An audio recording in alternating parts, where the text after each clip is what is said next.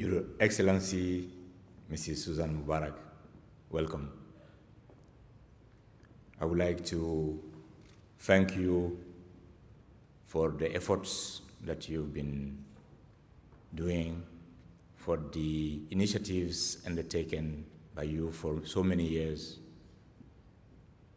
The international community truly recognizes the role that you're playing in the hearts of the youngs. And this is why today we are very much honored of having an opportunity to have you here and honoring you. Just a token of thanking you for the role you are playing for the future generations, not only of this continent, but all over the world. I would like to also take the opportunity to thank His Excellency President Mubarak for the interest he has shown in the information and communication technology field, for the time he spent with us here. Even though you are here, Mrs. Mubarak, on your own capacity, because indeed we are recognizing your role as a peacemaker, your role for the youth initiative, the youth peace initiatives, for the youth camps you've organized. We would like to take this opportunity to ask you to kindly convey our thanks to President Mubarak for the support he's giving us. Excellencies, distinguished colleagues, ladies and gentlemen, I'm delighted to have the opportunity to celebrating World Telecommunication and Information Society Day with you here in Cairo on the occasion of this very exciting ITU Telecom Africa event. And this is the first time in ITU history that we are celebrating this event outside of Geneva, our headquarters. As you may already know, May 17th marks the 143rd anniversary of the signing of the world's first ever International Convention on ICTs, the International Telegraph Convention. That convention represented the first major step forward in breaking down barriers to the global exchange of electronic information and knowledge, and was instrumental in laying the foundation of today's information society. 17 May also marks the founding of the International Telecommunication Union, the world's oldest international organization, which was established to promote technological development and harmonize global access to ICTs and all the important benefits they bring. This year's theme, Connecting Persons with Disabilities, is particularly timely. Well over a century ago, the need to develop information tools for people with disabilities inspired some of today's most familiar ICTs, pioneers of the first typewriters, which have morphed into today's ubiquitous computer keyboards. We're striving to develop a way of helping the blind to write. And it was Alexander Graham Bell, during his research into hearing and speech, that is in his friendship with the family of celebrated disabled advocate Helen Keller, that led to his being awarded the first US patent for the telephone in 1876. Keller herself was an enthusiastic adopter and promoter of ICTs. In the 1920s, she successfully campaigned to bring free access to home wireless radios, back then a very new invention to America's blind community.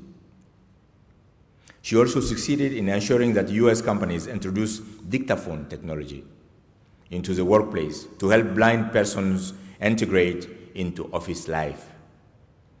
The phenomenal growth of ICTs over the past 25 years has seen the birth of a dazzling array of new technologies to empower persons with all kinds of disabilities to take active role in mainstream society.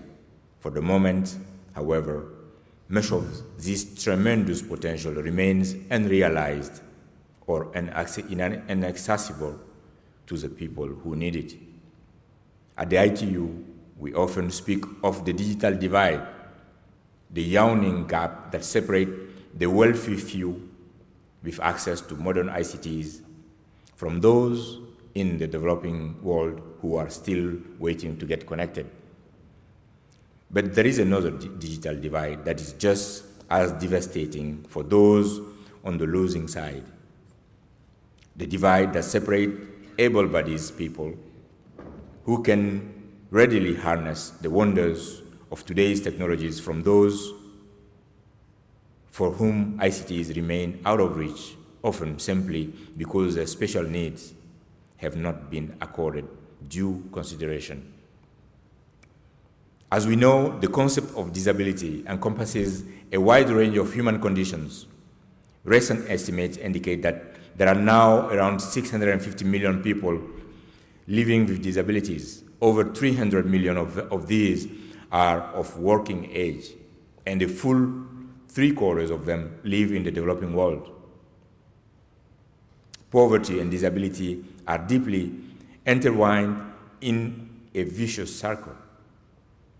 Worldwide, the highest incidence of disabilities occurs in the poorest areas, with devastating repercussions.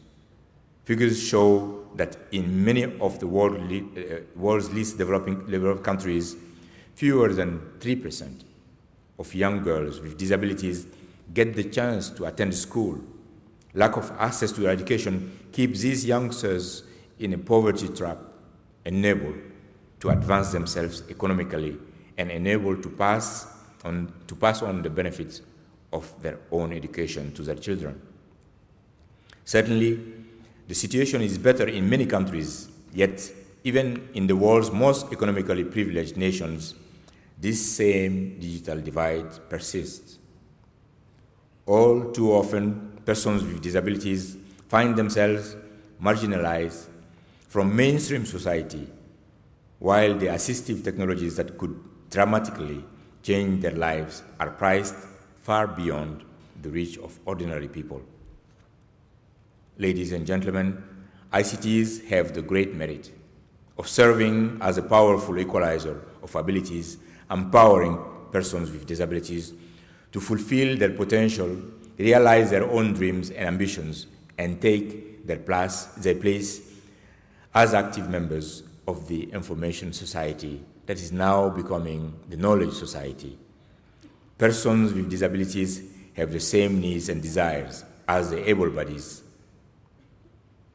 They want to actively contribute to society, communicate with friends and family, surf the web, access digital entertainment, shop online, pursue their professional goals, and interact freely with the world around them. And in countries where they suffer from limited access for education and healthcare, ICTs also serve as a vital stepping stone to better opportunities and better quality of life. The inexorable shift toward new knowledge-based economies is creating a wealth of new possibilities for knowledge workers, regardless of their physical capabilities or limitations. Around the world, momentum is building for initiatives to allow persons with disabilities to take their rightful place in society. In 2006, the United Nations General Assembly adopted the Convention on the Right of Persons with Disabilities, which obliges its signatories to provide public information in formats and technologies appropriate to different kinds of disabilities. Such is the driving force behind this initiative that the Convention entered into force on the 3rd of May, having achieved its 20th ratification in a record-breaking time. In a bid to encourage more countries to develop the policies and frameworks that foster effective access solutions for persons with disabilities, ITU organized 2 events last year in Geneva and Cairo to share experiences and best practices on addressing accessible ICTs. Both events underscored the need to support countries in raising awareness, in building capacity to address ICT needs, in helping them meet the requirements of the United Nations Convention. A similar event will take place in Zambia this year, in July. In addition, last year saw the first forum of United Nations Global Initiative for Inclusive Information and Communication Technologies, which welcomed accessibility experts from many of the world's leading ICT equipment vendors and web portal providers. This year, ITU jointly organized the second forum with a focus on standards and on the role of government procurement for mainstreaming accessible ICTs. Tackling the issue of accessibility too late in the product design cycle adds unnecessary costs, as does the absence of policies that could help encourage mass production of accessible devices. As the world preeminent global ICT standard organization, ITU is embracing the challenges of accessibility through standardization efforts underway within our 21 technical study groups. It is worth noting that much of this work has long been based on the principles of inclusion and universal design. At the same time, the World Summit on Information Society in Geneva, in its plan of action, invites our 191 member states to adopt strategies that promote the design and production of ICT equipment and services that meet the needs of persons with disabilities, including adherence to the universal design principle and the use of assistive technologies. Our Doha Plan of Action, adopted in 2006, likewise stresses the importance of universal, ubiquitous, and affordable technologies that ensure the benefit of ICTs are equally shared by all. Ladies and gentlemen, with technologies advancing at lightning speed, the innovative possibilities for assistive technologies are almost unlimited. Today, we celebrate the enormous benefit ICT continues to bring. Let us pledge to reduce our efforts to create an inclusive, people-centered, development-oriented information society. In the words of the great Helen Keller, alone we can do so little, together we can do so much. Ladies and gentlemen, before I announce the first laureates, I would like to thank Cisco, the Japanese Ministry of Internet Affairs and Communication, as well as the Egyptian government for supporting this event. Excellencies, ladies and gentlemen, we are here today to honor exceptional individuals or entities for their work in connecting people with disabilities. I now have the honor to welcome Her Excellency, the First Lady of Egypt, and President and founder of the Suzanne Mubarak Women's International Peace Movement. This movement that she has created, that is making a difference in people's lives. Mrs. Mubarak is our fourth laureate since this prize has been put in place, the first being President Abdoulaye Wade of Senegal,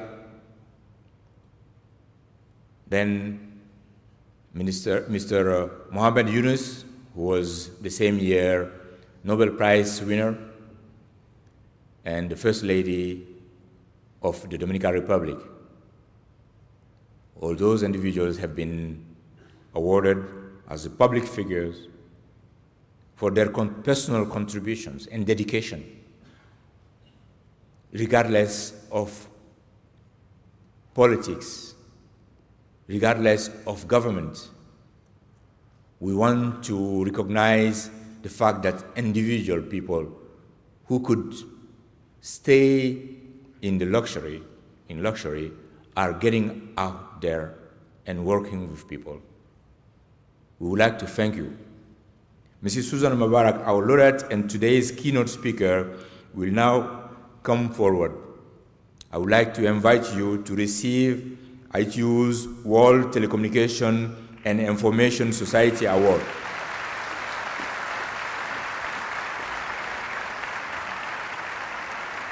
Her Excellency has given a voice to those who are among the most underrepresented in society. Mrs. Mubarak has been instrumental in the creation of institutions entrusted with the formulation of policies, strategies, and initiatives directed at the empowerment of women and ensuring the well-being of children and youth.